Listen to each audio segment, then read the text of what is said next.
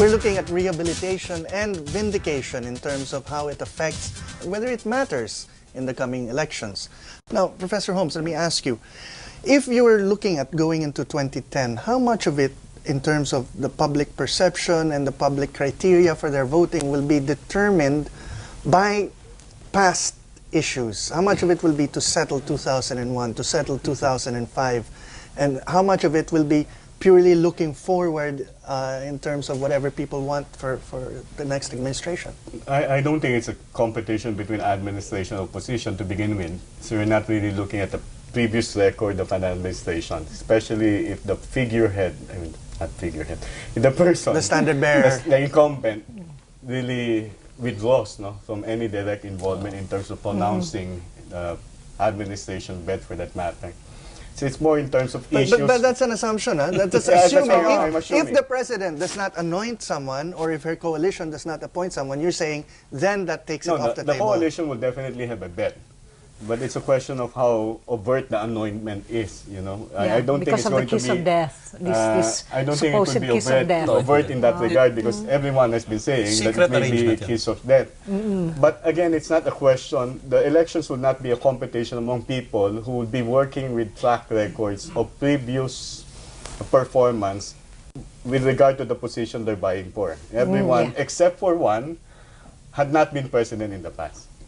Right. So there's no track record. You're working with competitors who would have to impress upon people, why do you have to vote for me?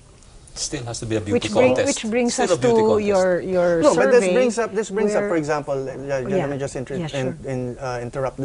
This brings up, for example, in the case of former President Estrada, it is going to be in many ways either presented as a referendum on him or a continuation of what he set out to do. Yes. In terms of whoever ends up the administration coalition candidate, it will be, again, to continue what they had begun. And for those who portray themselves as oppositionists, it will be to either fix what they did or reject what they did. That's why one of the things that we learned, at least working with our 4 prior surveys, we started to have an open-ended question.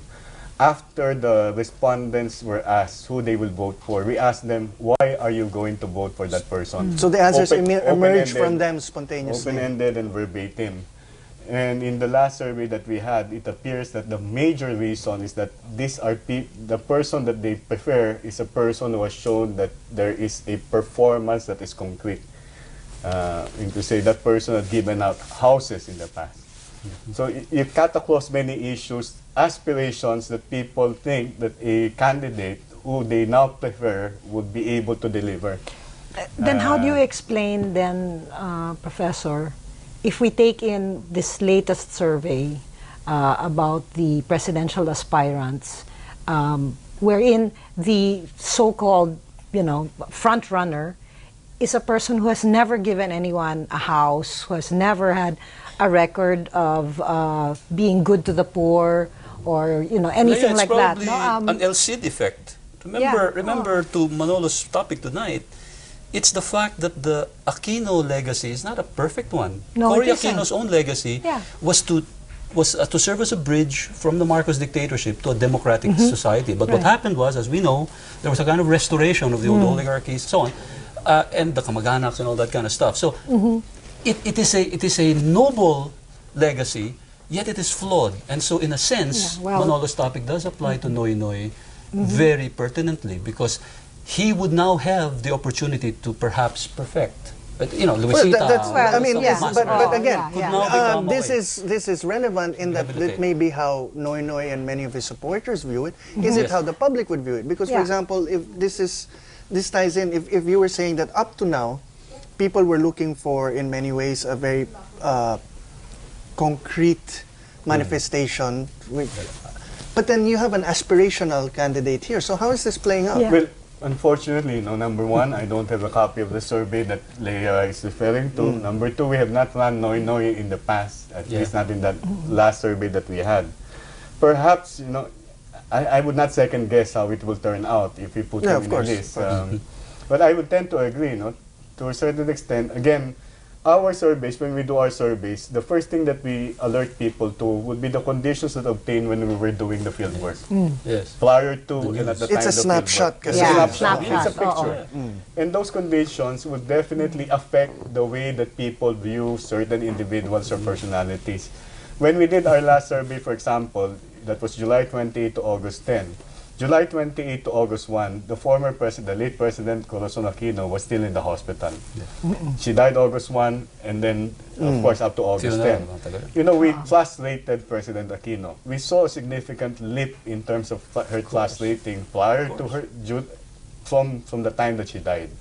I mean to say, you really see a change in terms of how people view you, given certain things that they are aware of, that television may present to them. Yes. And given the reach of television and the reach of radio, which is almost universal, you know, this is a type of information that gets to them. So I would not, I don't think it's unscientific to say that what came out in that recent survey was definitely influenced by the events that came prior to it, because that is what grabbed the headlines, that is what got the people's attention, and the reaction that they had will be affected by those events.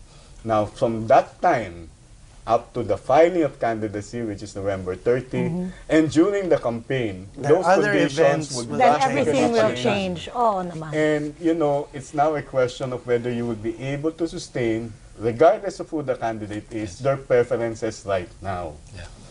And I'm talking about all candidates. I'm not just referring to one. But again, so what we're seeing is that if we were to take a broad sweep, concrete deliverables, a list of things that you have delivered will matter very greatly to the voter. Yes. Well, again, the other question I think, Manolo, that we have to ask, and I'm asking this more as a political scientist, more not as a pollster. What are the factors that influence the voters? You know, we always associate voters like consumers. They will choose a commodity. But you know, when you choose commodities, we know that in the world of commodities, you do advertise. Yeah. How sovereign is the decision of the voter?